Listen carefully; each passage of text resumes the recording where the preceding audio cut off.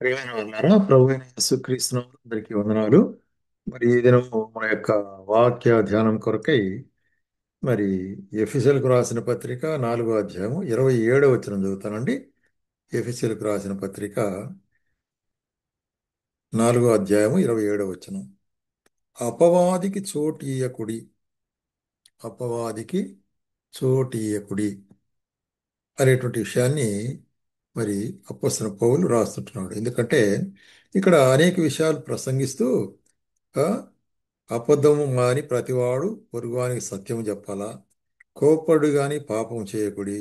ఆ, మరి మీ యొక్క కోపం సూర్యుడు అస్తమించు లోపల అది మరి నిలిచి ఉండకూడదు అంటాడు. అపవాదికి చోటేకుడి. అపవాది అనేక కార్యాలు మనలో కల్పించేవాడు ఉంటున్నాడు. కాబట్టి అపవాది అనేవాడు మనకి ఈ లోకంలో మన యొక్క క్రైస్తవ జీవితంలో ముఖ్యమైన మన శత్రువు ఉంటున్నాడు. ఎందుకంటే ఎప్పుడే గాని విశ్వాసం నుంచి మనల్ని చెడగొట్టాలనేటువంటిదే అపవాది యొక్క కార్యం. మరి అపవాది మనకు శత్రువే అంటున్నాడు. మరి ఆది నుంచి కూడా దీన్ని గమనించినట్లయితే దేవుని యొక్క ఉద్దేశాలను చెడగొట్టాలా, దేవుని యొక్క మరి ఇదిగో ఆత్మీయమైన మనుషుల్ని చెడగొట్టాలా అనేటువంటిదే అపవాది యొక్క కార్యం. మనం మరి గమనించినట్లయితే ఆది కాండం 3వ అధ్యాయంలో చూస్తుంటాం కదా. దేవుడైన యెహోవా చేసిన సమస్త భూజంతువుల్లో సర్పము యుక్తిగలదై ఉండెను. సర్పము అపవాది. అది స్త్రీతో ఇది నిజమా? ఉమ్, స్త్రీ దగ్గరికి, అవ్వ దగ్గరికి వచ్చేసేసి ఏదైనా తోటలో ఇది నిజమా? ఈ తోట చెట్లలోని ఫలములు దేని మీరు ఆయనను మీరు తినకూడదని దేవుడు చెప్పనా అని అడిగింది. అప్పుడు స్త్రీ ఏమన్నది? అవును, నిజమే. ఉమ్, ఈ తోట చెట్ల ఫలములన్నీ మీరు తినచ్చు కానీ మధ్యనున్న చెట్ల ఫలములు గురించి దేవుడు మీరు చావకుండానట్లు ఇవి తినకూడదు అన్నాడు. అప్పుడు సర్పము పైన అపవాది ఏమంటాడంటే, ఆ ఆ, మీరు మరి చావకున్నట్లు దేవుడు చెప్పినాడు కదా, మీరైతే చావనే చావరు. ఉమ్, ఆ యొక్క మరి ఫలములు తిన్నట్లయితే మీరు చావరు, దానికి పైగా మీరు దేవుని వలె మారిపోతారు. కాబట్టే అది దేవుడు మిమ్మల్ని తినవద్దన్నాడు. కాబట్టి తినండి అని చెప్పారు. అంటే ఏదైతే దేవుడు చెప్పాడో దాని మరి అక్కడ ప్రో దానికి విరోధముగా ఇండిక్స్ అంటారనమాట. అంటే ప్రేరేపణ చేస్తున్నాడు సాతాను. ప్రేరేపణ చేసేటప్పుడు మనుషుని యొక్క బలహీనతను చూసి ప్రేరేపణ చేస్తున్నాడు. అక్కడ అవ్వ ఏం చేసింది?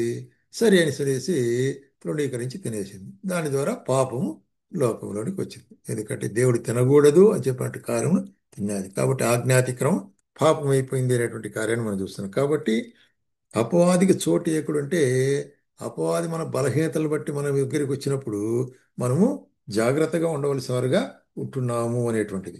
ఎందుకంటే అపవాది మనల్ని శోధనలోకి నడిపించేవాడు ఉంటున్నాడు. అందుకొరకు యేసుప్రభు కూడా ఏమంటాడంటే లూకాసు వార్త 22వ అధ్యాయంలో లూకాసు వార్త 22వ అధ్యాయంలో యేసుప్రభు ఏం చెప్తున్నాడంటే 31వ వచనంలో చెప్తున్నాడు ఇక్కడ. సీమోను సీమోను, ఇదిగో సాతాను మిమ్మను పట్టి గోధుమల వలె జల్లించుటకు మిమ్మల్ని కోరుకున్నాను గాని నీ నమ్మిక తప్పిపోకుండానట్లు నేను నీ కొరకు వేడుకొంటిని. నీ మనసు తిరిగిన తర్వాత నీ సహోదరుని స్థిరపరచమని చెప్పాను.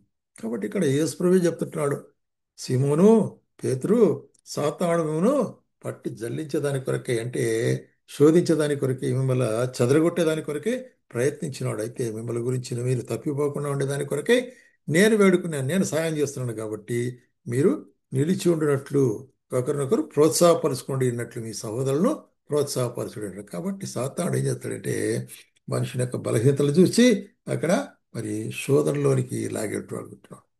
అందుకొరకే మనము చూసినట్లయితే ప్రత్యేకంగా అపోస్తల కార్యం 5వ అధ్యాయంలో ఒక సన్నివేశం మనం చూస్తుంటున్నాం.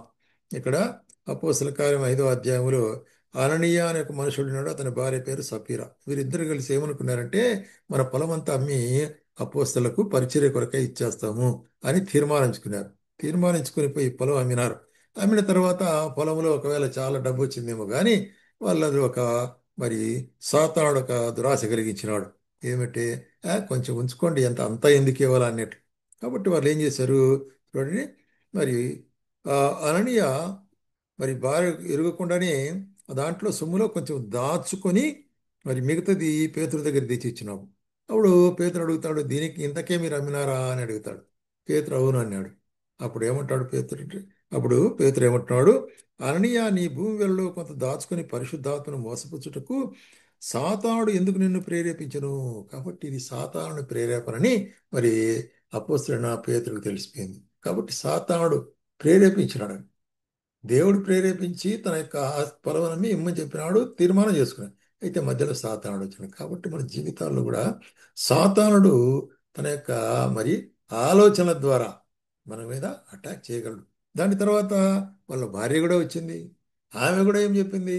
అబద్ధం చెప్పింది. ఇంతకే ఏమినామని చెప్పాడు. కాబట్టి ఆమె కూడా చనిపోయింది. కాబట్టి ఇక్కడ ఉండేటువంటి విషయం ఏంటంటే సాతానుడు మనల్ని ఏం చేస్తుంటున్నాడు? మన యొక్క మరి అపవాది యొక్క కార్యములకు లోనయ్యేటట్లు తన యొక్క మరి ఈ కార్యాన్ని మన యొక్క ఒక పరీక్షలో పరీక్షగా పెట్టుకున్నాడు అనమాట.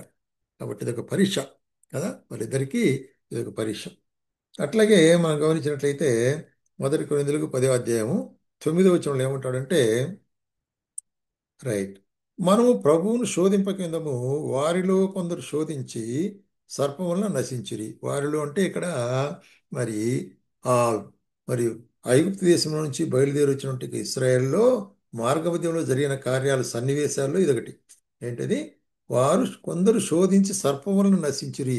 మీరు సనుగకుడి, వారిలో కొందరు సనిగి సంహారకుని చేత నశించిరి. కాబట్టి సనిగేది, కోప్పడేది, చూసినట్టయితే ఇక్కడ వ్యభిచారము, తర్వాత మిగతా కార్యములన్నీ కూడా ఇక్కడ ఆ, శోధించుట, సరుగుట అనేటి కార్యాలన్నీ కూడా సాతానుడు తీసుకొచ్చేటువంటి కార్యం. కాబట్టి వీటిలో మీరు జాగ్రత్తగా ఉండుడి అనేటువంటి కార్యాన్ని ఇక్కడ మనకు చెప్తున్నాడు అనమాట.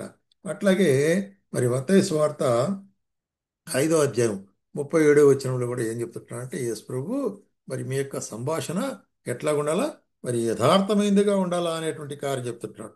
చూడండి, 5వ అధ్యాయం 37వ వచనంలో మనం గమనించినట్లయితే, మీ పరలోకపు తండ్రి, సారీ 5వ అధ్యాయము 37వ వచనము మరి గమనించినట్లయితే ఏం చూస్తున్నాం ఇక్కడ? మీ మాట అవునంటే అవును, కాదంటే కాదని ఉండవలను. వీటికి మించినది దుష్టు నుండి పుట్టినది. కాబట్టి దుష్టు నుండి పుట్టినది అంటే అర్థం ఏంటి? సాతానుడే. కాబట్టి ఒక మాటలో నిఖర్చిత అనే నిజాయితీ అనేది ఉండాలంటున్నాడు. ఇట్లా నిజాయితీ లేకుండా మనలను మరి అబద్ధం ఆడేటట్లు ప్రేరేపించేది ఎవరు? సాతానుడు అనేటువంటి కార్యాన్ని మనం జ్ఞాపకం చేసుకోవాల్సి అనుకుంటున్నాం. అట్లాగే మనం గమనించినట్లయితే మరి అపోస్తలుడైన పౌలు కొరింథీయులకు రాస్తూ 2 కొరింథీయులకు 2వ అధ్యాయంలో ఆ, కొరింథీయులకు రాస్తూ ఏమంటాడు ఇక్కడ? 2 కొరింథీయులకు 2వ అధ్యాయము మరి 10వ వచనంలో ఒక మాట చూస్తున్నాం. చూడండి అది. ఆ, మీరు దేని గూర్చి అయినను ఎవరిని క్షమించున్నారో నేను వారిని క్షమించున్నాను. నేనేమైనా క్షమించి ఉంటే సాతాను మనలను మోసపరచకుండానట్లు మీ నిమిత్తము క్రీస్తు సముఖమందు క్షమించున్నాను. సాతాను తంత్రములను మనం ఎరుగని వారము కావు. కాబట్టి సాతాను తంత్రములు చేస్తాడు. ఉమ్, సాతానుడు తంత్రాలు చేస్తాడు. ఎందుకంటే మరి సాతానుడు మన శత్రువు ఎటువంటి వాడంటే మరి చూసినట్లయితే ఈ లోక అధికారి అనేటువంటి వాడుగా చూస్తున్నాం కదా. వాయుమండల సంబంధమైన అధిపతి అంటాడు అపోస్తలుడైన పౌలు. మరి ఎఫెసీయులకు రాసిన పత్రిక చూసినట్లయితే వాయుమండల సంబంధమైన అధిపతి కాబట్టే మరి వాడు కనిపించినటువంటి కార్యములు చేసేవాడు ఉంటున్నాడు. మనకు కనిపించేటువంటి వారిలో కనిపించే విధంగా పనిచేస్తాడు. కాబట్టే సాతానును మోసపరచుకున్నట్లు క్షమించే విషయంలో ఇక్కడ కార్యాన్ని గురించి చెప్తున్నాడు. అట్లాగే మరి యో యాకోబు పత్రికలో కూడా చూస్తుంటున్నాము. యాకోబు పత్రిక 3వ అధ్యాయము 14వ వచనంలో, అయితే మీ హృదయంలో సహింపనలిగిన మత్సరమును మీ మీద ఉంచుకునే వారైతే అతిశయపడవద్దు. సత్యమునకు విరోధముగా అబద్ధమాడవద్దు. సత్యమునకు విరోధముగా అబద్ధమాడవద్దు. పైనుండి వచ్చినది భూ సంబంధమైనది, ఇయు ప్రకృతి సంబంధమైనది దయ్యముల జ్ఞానం నుండి వలనైనది ఉన్నది. కాబట్టి ఇటువంటి యొక్క సత్యమునకు విరోధముగా వాదించేటువంటి కార్యం అది భూ సంబంధమైనది, దైవిక దైవిక సంబంధమైనది కాకుండా అది దయ్యముల జ్ఞానముతో సమానము అంటాడు. కాబట్టే యేసుప్రభు చెప్తున్నాడు, ఈ శోధన నుంచి మరి అపవాది కార్యాల నుంచి మీరు బయటపడాలంటే, మీరు జయించాలంటే, మీరు భద్రపరచబడాలంటే ఒక మంచి ఉదాహరణ మనకి ఇక్కడ చెప్తున్నాడు. మత్తయి సువార్త 26వ అధ్యాయము 41వ వచనములో, మీరు శోధనలో ప్రవేశించుకున్నట్లు మెలకువగా ఉండి ప్రార్థన చేయుడి. ఆత్మ సిద్ధమే గాని శరీరము బలహీనమని పేతురుతో చెప్పి. కాబట్టి ఇక్కడ గెత్సేమనే తోటలో యేసుప్రభు తన శిష్యులతో కూడా వెళ్ళి ప్రార్థన చేసేటప్పుడు మీరు మేలుకొని నాతో కూడా ప్రార్థనలో ఉండు అని చెప్పి ప్రభు కొంత దూరం వెళ్ళి మరి ప్రార్థన చేసి వచ్చి చూసినప్పుడు వీరు నిద్రపోతుంటున్నారు, మొదటిసారి రెండోసారి. కాబట్టి యేసుప్రభు ఏమంటున్నాడంటే మరి ఒక గడియ కూడా మీరు మేలుకొని ఉండలేరా? ఆ? కాబట్టి ఈ విధంగా నిద్రపోతే ఏమవుతుంది? సాతానుడు మీలో ప్రవేశిస్తాడంటాడు. కాబట్టి ఇక్కడ ఏమంటున్నాడంటే మీరు శోధనలో ప్రవేశించుకున్నట్లు మెలకువగా ఉండి ప్రార్థన చేయుడి. కాబట్టి శోధనలో ప్రవేశించకుండా అపవాదిని చోటు ఇవ్వకూడదు అంటే అర్థమేమి? అపవాదిని మనము అనుమతించకూడదు. అపవాదికి మనము దూరంగా ఉండాలా. అపవాది కార్యములు ఎరిగిన వారంగా ఉండాలా. అప్పుడే అపవాదిని మనం ఎదిరించగలము, జయించగలం. మరి ప్రత్యేకంగా అపవాదిని జయించడానికి కొరకై యేసు మనకు చూపించేట మార్గం ఏంటంటే ప్రార్థన. ప్రార్థనల ద్వారా మీరు అపవాదిని జయించవచ్చు అనేటి కార్యం ఈ రహస్యం మరి ఎరిగిన వారమే మరి యొక్క అపవాదికి చోటు ఇవ్వకుండా మన జీవితాల్లో మనము అపవాదిని జయించే వారం ఉంటూ ప్రభు మనకు సాయం చేయనుగా.